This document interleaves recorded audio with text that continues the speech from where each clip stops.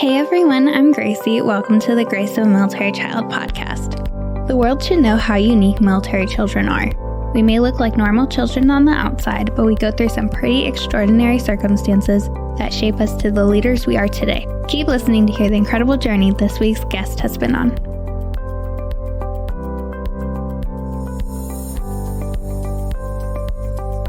Hi Jessica, welcome to the podcast. How are you? I am good. Thank you so much for having me. Yes, of course. So tell me a little bit about how you've been involved in military life and what that's been like. Oh my gosh. Well, I'm dating myself, but 17 years ago, I was just a 19-year-old kid, basically living in Florida. And I happened to meet this Coast Guard guy who, was pretty charming, and the rest is kind of history, so we've been together 17 years, married for 14. But my introduction, I really didn't truly understand military life or know much about it. The members of my family that had served had done so like in Vietnam and the Korean War and World War II. So there was nothing like right there. But, I was a sophomore in high school when 9/11 happened. And so, watching all of our seniors and juniors run off and, enlist in the Army right after, that was, pretty jarring. And then obviously, dating someone that was in the Coast Guard, it was just kind of like, hello. And now I can't imagine a life without it. My husband the other day, he's like, do you realize that in just a couple of years, you will have been a Coast Guard spouse longer than you were anything else? And nobody really thinks about that, right? We talk so much about the military, but what an identity for us as well and for military kids. Yeah, for sure. I spent more time as a civilian child, technically because my dad had time in service before I was born and when I was born and right after, and then he took a 7-year break. And so most of my childhood was spent in the civilian kind of world. He worked in the corrections officer. And so I had a pretty normal childhood, and then he re-enlisted. And so I had 3 years as an actual military child. And then he ended up retiring due to his injuries. So I didn't even have much time as technically a military child experiencing the life, but that's still who I am. That's my identity. And, going through it, that's what you learn. You learn more than you do growing up as a civilian child than you do a military child. Mm-hmm. I completely agree. I can't necessarily speak for my kids. My son is about to be 11. He doesn't know. When you ask him where he's from, he'll say Florida because that's where his dad and I are from. We're both from Florida, but he was born at Portsmouth Naval Hospital in Virginia, and he's traveled and lived in more states than I, had ever even visited, by the time I was in high school. But he doesn't really know any other life. My daughter's a lot younger, she's 4. And she might remember it. My husband will probably retire in the next 4 years, but it's going to be such a part of who my son is. So I think that's going to be a loss for him. Probably at some point he might be a little grateful that he gets a break from moving and he can have, something stable, but it's going to be hard. Yeah. And he'd be fortunate enough to have, most of his high school the same school at that point.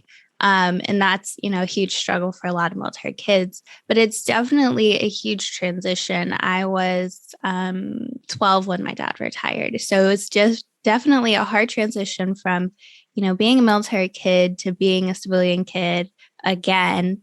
And, not having my friends moving every 2 years and being okay, time to make new friends and going through that cycle or, I didn't move much, but moving myself, that's definitely a hard transition and a hard struggle as it is. Mm-hmm. Yeah, no, I agree. It's definitely going to be challenging. We kind of timed it right so that our next move, because we're PCSing this summer, he will enter into middle school and it's a 3-year tour. So he gets to be at one middle school. I don't necessarily have rules by any means or put my 2 cents in when it comes to where my husband chooses to go in terms of his job. But I was just really adamant that one middle school, one high school. Like, can't do Mm-hmm. much about elementary school. You know, we'll make sure that we get them in the best schools possible, but those are such formative years, you know, so we're very lucky that that's not going to be an issue for him. Yeah. And those are, you know, those formative years, those years where you pull them out of schools due to a move or something, it can be challenging. And I know people who have moved every single year of high school, and that's like the hardest thing. And you can't make your friends, you can't keep, you know, that's where you make lifelong friends for the most part. And you can't do that when you're constantly moving or when, you know, technically even your friends are constantly moving too.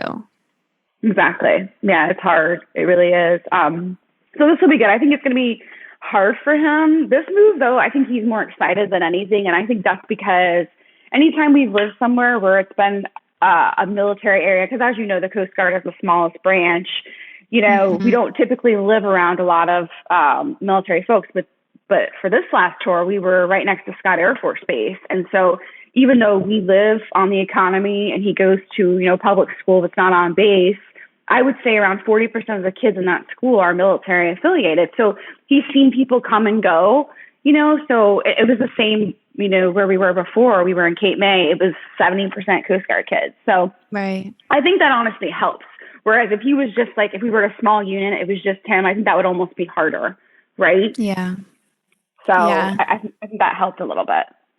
Yeah. Having, you know, there are a lot of military kids who, you know, live on base or live right outside of base, but they still even choose to go to public schools because, you know, whether the military schools can accept many more kids or military schools are, you know, whatever the case may be for the family, if it's more convenient for our public schools, whatever it is, a lot of public schools right outside of these installations have tons of military kids in them, and you don't often recognize that either. And so having more military kids surrounding you and a couple civilian kids in there too is really important to, you know, learn the military life and learn the civilian life at the same time. Absolutely. No, I agree. That's a good balance, right? Yeah. Because a lot of civilian people, I mean, you know, 1% are serving, right? So depending on where you are and where you're stationed, you know, you may encounter civilians that have no clue, you know, what it means, you know. So it's, yeah, I think that's a really good point, you know, bridging that divide. Yeah. And there's a lot of people who, you know, watched 9/11 happen, like you said, or, you know, we learn about it. It's our history now. And so we're like, okay, we're just learning about this, but nobody knows exactly kind of what the outcomes are of it. You know, we have post 9/11 and we have pre 9/11. That's how we classify most of our veterans now. And so, you know, showing these civilian kids who may have known nothing, or these civilian families, even the parents too, who have known nothing of military life, and bringing them into kind of to see the military world and kind of what it is, even if it's just through a child, it's really something special. And I don't think enough emphasis has been placed on what children go through. You know, if you look at the statistics of, you know, anxiety, depression, things like that, you know, military kids are far, you know, more likely to have those kinds of diagnoses or symptoms when compared to their peers. Right. I mean, we pay a lot of attention to the service member, as we should, and we're just starting to, you know, tap into spouses, and, you know, we're tracking, you know, things like dependent suicides, but I think we need more. We need so much more for these kids. You know, I'm kind of one of those overactive moms, and it's probably because I'm a social worker myself, but anytime we move, I immediately sign my kid up for MFLAC or, you know, a social worker that's right there at the school. And it's not that there's something wrong, right? It's that I want him to automatically have that third party there that he can vent to and talk to. Because I think it's essential. I think it's important. You know, I can't prevent things, but I can set him up with all the resources so that when and if things start to happen, he's not lacking in any kind of support. Yeah. And, you know, when we moved to Texas, we had someone from MSAC who was in our schools with us. And like, she was like the most important person in my life. Like, we'd meet, can't remember how often we meet. It was like once a week or once every other week, and we'd just sit down. And it was a specific group for children who are of wounded warrior veterans. And so, like, we'd all sit down, we'd all talk, we'd all chat, we'd all do these little activities, and that was like the most important thing to me, especially going into like sixth grade and fifth grade. Like, that was the most important thing. And so, having that there, you know, it was another outlet. I was able to learn things. Like, we made these little stress balls one day. Like, just little things like that is so important. And, especially in these years of middle school, high school, late elementary school, like, it can really make a difference.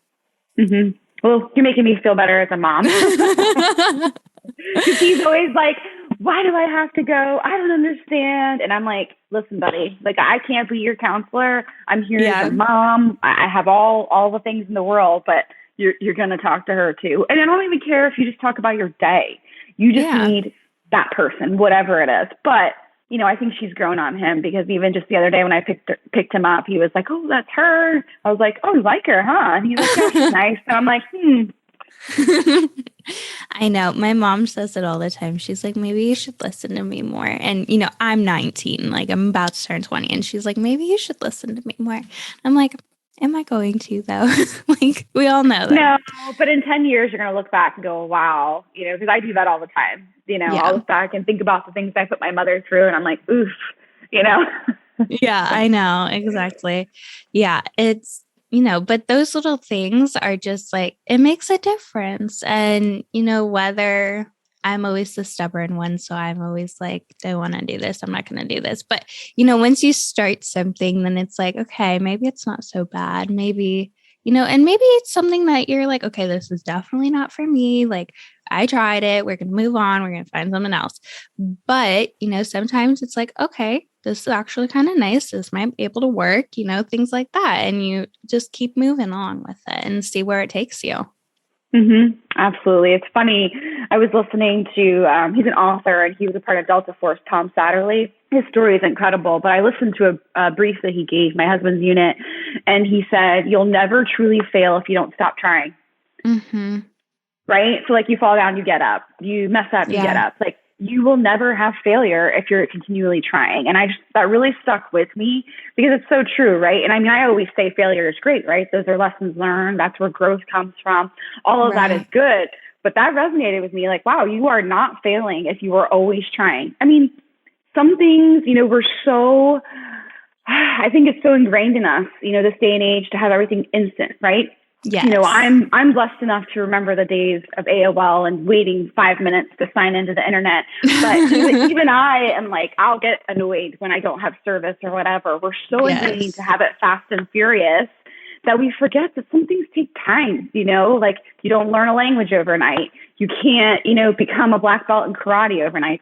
And it's okay if it takes you years to master a skill. And so I really love that analogy, and I've been using it a lot. Like, you will never fail if you keep trying. And I've been saying it to my son, and he's like, oh, Mom.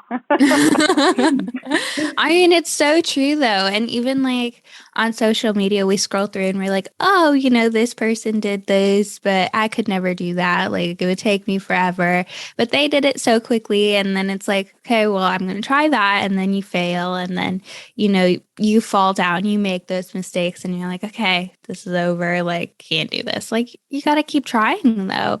And social media looks like it's that instant thing of, one post is like, okay, I can't do this. Other post is like, okay, I just did it. And so it's like, you never really know truly how long it took, in between. You never know that stuff. And so it's like, you have to put a little more effort in. You have to give things a shot. You have to try and see what works and what doesn't work. And then actually make your decision of, okay, do I move on? Do I keep going? Mm-hmm. I agree. And it's okay if things aren't for you, right? If you've literally tried and given it your all, we're always going to encounter those things that just, math is not for me. Yes, exactly. That's me. Math is not for me. It's why, my master's is in social work, and it focuses on writing. Like, I did enough math to get by, and I could, survive, but I will never be a math teacher. I don't want to build a house. It's completely fine. And that's all right. Yeah. And like I was even saying it, I'm a college student right now. And so I was saying in this past semester, I was taking anatomy and physiology too. And so everyone was like, you're so good at this. Like I had an A all semester. Like I was just thriving in the class. And they're all like, how are you doing so well? How are you doing so well? And I'm like, this is my subjects. Like, don't put a math problem in front of me. Don't give me like, I'm not that great with writing. I'm actually pretty good with writing. I'm not that great with reading and like reading comprehension and things like that. So I'm like, don't give me any of that. Don't put any of that in front of me. If you put a diagram of the human body in front of me and ask me to label it, I got you covered. Like that is just my strong suit. But everyone has their strong suit. And for some people, it's math. Some people, it's reading. Some is writing, anatomy, whatever it may be. And so you have to figure out exactly what that is. And, for some people, it takes a little longer to figure it out. And some people, like, you're like, oh, I got this. And it's instant. Exactly. And, I tell people all the time, yeah, I have a master's degree, but it took me you need 2 math classes to get your associates and then carry on. I took 7. Yes. I had to start at the very beginning. And I mean, that's daunting, right? For someone who literally hates math. It would have been so easy for me to be like, nope, don't need this college thing, like done. But I suffered and cried and bled through it,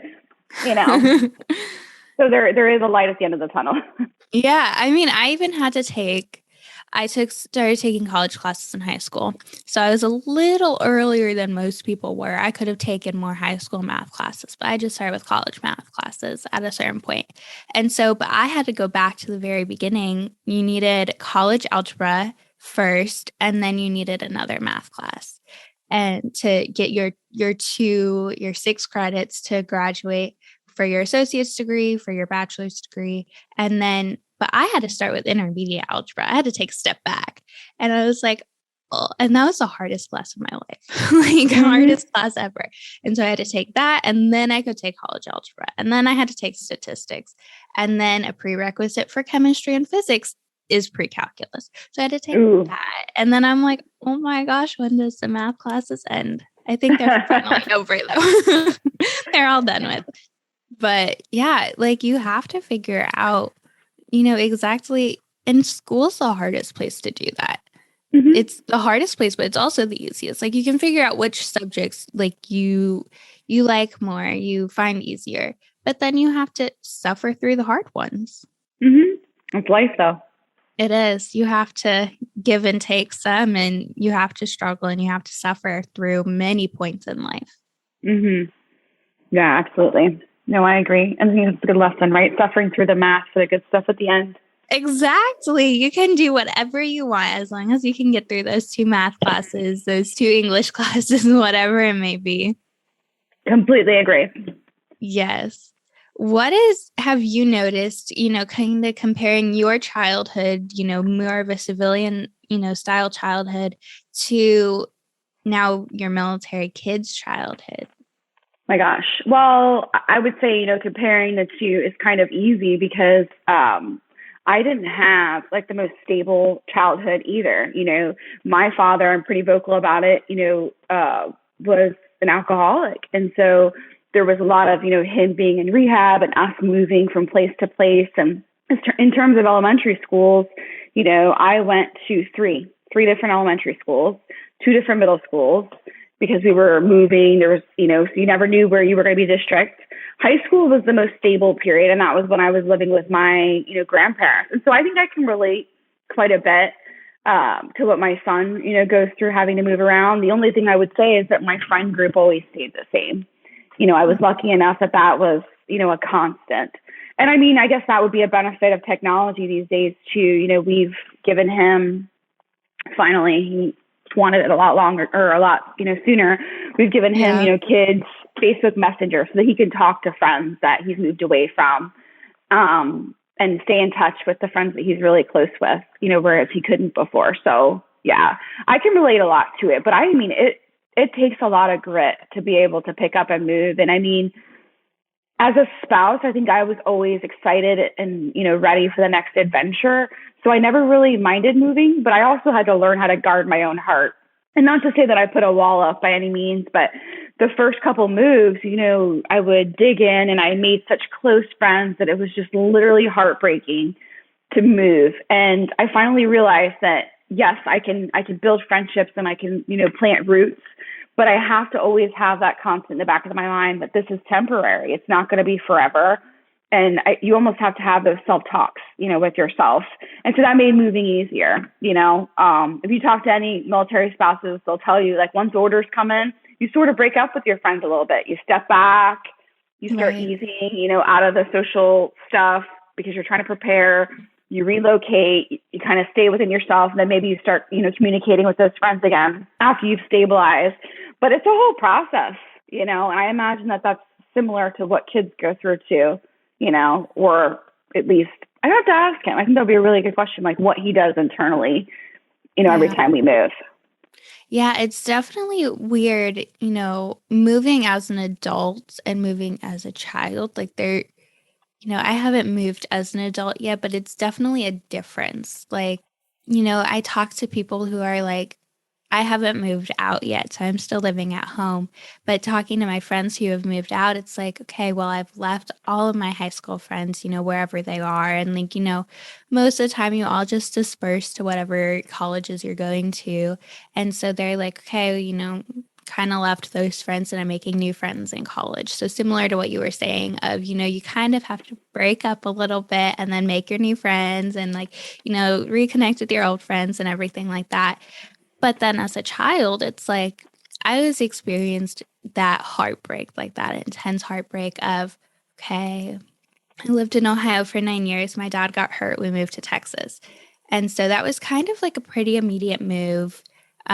He got hurt on November 20th. And then it was December 22nd. My sister and I flew down to Texas. Like my mom had already left. My sister and I came a little later with a friend. And so it was like, we had that instant move and, we didn't have the time to prepare. We were not ready to move. We were like, okay, he's on a deployment. Like we're not moving. Like it's going to be another, probably year until, he's back. And then like, we were a reserve family. So we were going to try and go to Florida and go active and whatever that process may have been.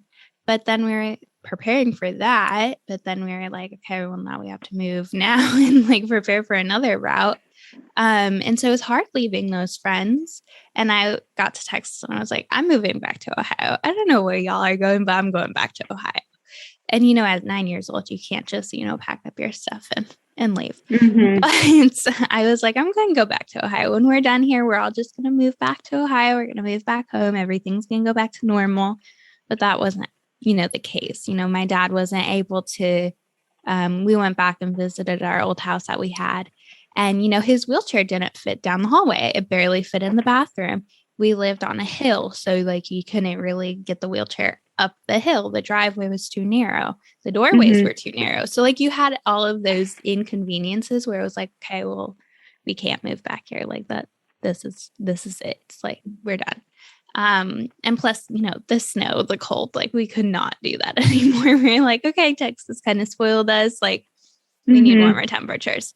And then moving to Florida, it was that, okay, I literally, again, we were just saying like looking back, feeling bad for your parents. I hated my parents for 3 years because we moved to Florida and I left all my friends in Texas. And, by that point, they had all pretty much moved on to somewhere else. I didn't have contact with them. None at all. Sure, I had like my parents bought me, I have a younger sister who's 15 months younger than me. And so they bought us a little cell phone to use when they'd leave the house and we'd be home alone. And it literally had this sliding keypad on it and had like the little phone. And I refused to use it because all my friends were officer kids. And so they all had iPhones because the iPhone 5C had just came out. And I was like, I'm not using this. This is not what my friends have. But it was hard to stay in contact. And that's one of the biggest struggles that I dealt with is I had no contact back with my friends. So having like some sort of contact, being able to contact, my family, my friends now, it's like, okay, I think this move is going to be a little easier because like I can actually process it and be like, okay, this is actually not so bad. No, completely. And, people don't think of it this way, but moving suddenly, and then obviously, your father's injury, like all of that is very traumatic, right? When we think of post-traumatic stress, we think of wounded warriors, right? We think of combat, but that's not what it is. It's a divorce, it's witnessing violence. It's so much more, and you can't put it in a box, And so like your reaction, how you felt, I mean, all very normal because it was all very traumatic. And you get taken away from the support that you knew. Like it's a process to work through. Yeah. And, again, like post-traumatic stress goes multiple areas. And it's not just the veteran who experiences it, the family goes through it, the, close friends go through it, with you. Like my mom's best friend, she was the one who took care of my sister and I for a month after his injuries. So like, she was with us, she was walking us through that. She's like our second mom now because, my mom and her are so close, like, and then we were with her for so long. And, it's not just one person who experiences it. It's a whole group. And I mean, I'm sure you can even relate to that as well. And then, stacking the military life on top of it, it's a whole new world. It really is. And I guess that would be the lesson for any civilians, right? Is to know how multifaceted it can be, and I mean, as a spouse, you kind of get tired sometimes of hearing, oh, you're just so strong. Oh, you're so this. No, like we're human beings and we do the best we can like anyone else, I don't think that our struggles can be any harder than a civilian struggle. I also think about first responders often, and what they go through and how they really don't have the support that we do, and that's part of the reason that, our nonprofit Inspire Up, we don't just serve the military community. We were very, very, very committed to making sure that first responders were included because very often they're not, and they absolutely deserve every, range of support that we can give. Yeah, the military goes out. Sure, a lot of our fighting is done, in enemy areas and enemy territories. But these first responders are, they're like the first line of defense. They're, fires, they're there, whatever the case may be. Like that's who we call first. Like we don't have like a direct line to the military to be like, hey, like, you're needed here. We have a direct line to the first responders and, they're there in a blink of an eye to take care of a situation that may need to be taken care of. Absolutely. So what is Inspire Up and kind of what, how was it created and things like that? So in 2019, myself and two of my good friends who are also military spouses, we were asked to lead a campaign for Giving Tuesday. And we came up with Giving Tuesday Military, and our whole mission was going to be to rally our community for 1 million acts of kindness. Because we just felt like we have this unique opportunity. We're literally in every corner of the world. If we're going to make a grassroots, boots on the ground impact, we can do it. And so it wasn't about us, right? We were empowering ambassadors, bases everywhere to step forward and say, okay, we're going to do kind acts, whether that's, we had high schools doing notes on, lockers. We had people focusing on, serving the homeless, whatever it looked like, we were going to empower you and support you to do that. So we did that in 2019. It was crazy. It was amazing. And it went so well that when it was over, we said we wanted to do this all year long. And you kind of need a nonprofit. Like we were doing everything out of pocket and, we needed an organization and we knew we wanted to do more and not just Giving Tuesday. And so in February of 2020, right before the pandemic, It's the best timing. Right. We became established as a 501c3, but you know what? I wouldn't change anything because we launched on April 1 and our first program was Love Mill Kids. We actually sewed hearts made from used uniforms and mailed them out to 500 military kids completely free, thanks to our sponsors. And that's really what launched us. And then from there, we developed other programs. We have impact grants. We continue with Giving Tuesday. We started doing Spark and Inspire boxes, which basically are just boxes filled with really awesome stuff that hopefully make you smile, that went out to random people that could win them, Yeah. And but that's how we started. Is we wanted to inspire others. We wanted to find a way to make an impact, not just in one space, but all over, because we all have that power. So yeah, that's where it came from. And that's where we are today. We just had our first in-person conference with 100 spouses in November, and it was amazing. And we're hoping to do it again for 2022. But yeah, that's Inspire Up. Yeah. And that's incredible. And the military community is so huge where there's literally someone every country in the world. We're all over the place, The soldier doesn't do it alone. There's always a spouse or some sort of family member there supporting them. And so, it's so easy to just connect the entire world together under one thing and start, giving others hope and giving others that feeling that they're appreciated. Mm-hmm. Completely. And, purpose is huge, right? There's been studies done, especially in the military spouse realm, where employment can change so much, right? Because you feel that purpose. And I think the same can be said of giving back, right? We've proven that there's a helper's high. When you do good for someone, you have that rush of happy hormones. And so if we can create opportunities and ways for community building and purpose, that is an impact, right? And that's what Giving Tuesday does. When I look back just on this year's campaign, we had an ambassador in 40 out of 50 states, and we were in 5 countries.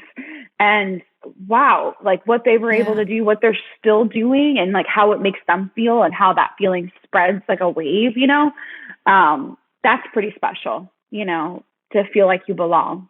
Yeah. And once you start, giving back or, being that helper, you really don't stop. There's something in you, that's okay, again, that going back to this isn't that bad. This, we can easily do this. And everyone looks at service learning or volunteering and it's ooh, you really want me to do that. I came into college and they're you need 80 service learning hours to graduate. And I'm I don't know how I'm going to get 80, in 4 years. But here I am in my second year and I've already got 88 because it's once you start something, you just keep going, you keep chipping away at that block. And then you're okay, this is actually not bad. This is fun. This is easy. And sometimes it's not always fun. You have to do the dirty work a little bit too. But once you find your groove, you find your niche, it's this is actually fun. This is helping others. And why not? Mm-hmm. And I think too, a key piece of advice for anyone who's feeling kind of is to seek out projects that make you happy, right? Yeah. Maybe it's working with shelter pets. Maybe you really, really love animals. Go do a drive for old blankets and towels. They go through those so fast. Go into the shelter, walk the dogs, play with them, whatever it is. They're hurting, especially in the winter months, right before Christmas, most nonprofits and shelters will tell you they have this, rush of volunteers, right? Because it's the holidays, everybody is feeling warm and they want to give back. But then winter sets in, and they're really kind of lost, and COVID impacted that a lot too. Lack of volunteers. So find what you like and what you're passionate about. That makes a difference too, I think, in how you approach it. Yeah, because if you have that passion already towards something, a lot of people love animals. And so it's nobody thinks necessarily about going to the shelter and being oh, I love animals. You can spend some time with animals, help to care for them, or, doing those drives. Nobody thinks about that automatically. But once you're okay, I love animals, I can do this. Or I love writing, I can do this. I love, learning, I can, do this and help someone else learn. Like once you start connecting those dots of finding what you're passionate about and finding a way that you can relate that to helping others, it's so easy. And you don't even realize that it's necessarily working. Yeah, no, completely. And I mean, even us, one of the things that we're going to work on this year with Inspire Up is almost having like an intern program, if you will, right? Because as you said, you need those service hours, and that's something that we can provide, on Letterhead, because we can't do it. I mean, right at this point, it looks like we're shining, right? You look at our website and all the programming, and we do work really hard, but we are 4 military spouses who also have full-time jobs and families. And so coming into 2022, we're hoping to start an internship program, someone that wants to come on board and maybe they're really passionate about social media and, creating great content. Well, here we go. We can create this position for you. You're helping us, and everybody wins, kind of thing. And so right. I love what you said. Yes. Find what you're passionate about, contact nonprofits. They're desperate, for your help. We're excited to take on, some volunteers, and it doesn't necessarily have to be someone in college either. We have high school kids that are doing great stuff for us too. Yeah. And it's not like a bad thing to say, we need help, or like, you have to be able to ask for help. And, once you ask for help, then it's like, okay, like, I can focus more on this, or like, I'm sure you guys will be able to have more time with your families at that point too. You won't be working, as hard on this stuff, but, it teaches someone else, and like helping yourself get more time to, focus on other things is going to help someone else with, service learning hours, or, figuring out what they want to do in life. Like social media is huge right now. And so someone doing social media, that could easily turn into a job like anywhere else, because every company now more or less is on social media. So again, you're helping others at that point too. Yeah. And, I think that's such a great point, figuring out what you're good at and what you're going to do. Just getting my associates, as you need 60 credits basically to get an associate's. I had like 90 something because I couldn't figure out what I wanted to be when I grew up. And that's okay. Yeah. And I think that's what I love about these opportunities. And it's a paid opportunity does not necessarily translate as what's most important on a resume, right? Companies, organizations, they want to see that you have a full range of capabilities. And so this is a great way to kind of step in and almost play around and figure out what you truly enjoy doing while also building up your experience. Exactly. The more you can build your resume, the better you look. And again, it's not just those paid jobs or whatever the case may be. It's not working for these huge companies. While all that looks great and all, it's working in your community, helping others. It's those volunteer positions that look the best sometimes.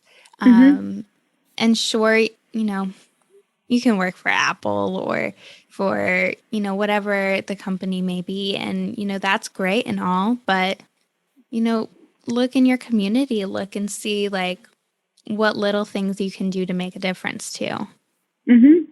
Absolutely. And I think more and more, bigger corporations are asking you what you do to serve. Yeah. They want to know what you're doing. It's an important part of morale, of culture. It's not just, this race anymore. Yeah. And what you're doing, on the outside of your job, it can be more important than your actual job. Having your community behind you, having someone who is relying on you can be more important than, what you're actually doing in your job. Because, who knows, you could be sitting behind a desk all day, doing whatever it may be. And sure, it's important. Sure, it's, keeping a business running. But, you have to figure out ways that you can be in your own community and start to inspire others and help others and encourage them as well. You nailed it. 100%. 100%. Yeah. It's definitely important, and it's, it gets overlooked at many times.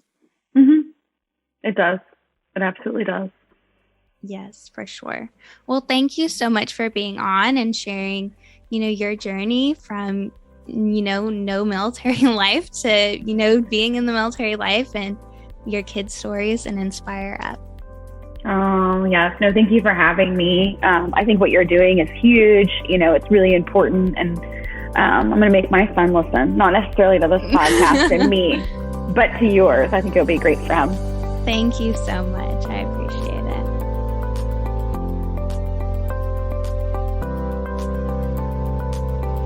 Thank you all for listening to this week's episode of Grace of a Military Child podcast. If you enjoyed listening, don't forget to follow, like, share, subscribe, review, and comment. You can also follow us at Grace of a Military Child podcast on Facebook, YouTube, and Instagram for more podcast-related content. If you or someone you know is a military child who would like to be on the podcast, please send us a message to one of our social media platforms, or you can send an email to grace.of.a.military.child@gmail.com. Tune in next Thursday to hear another incredible journey.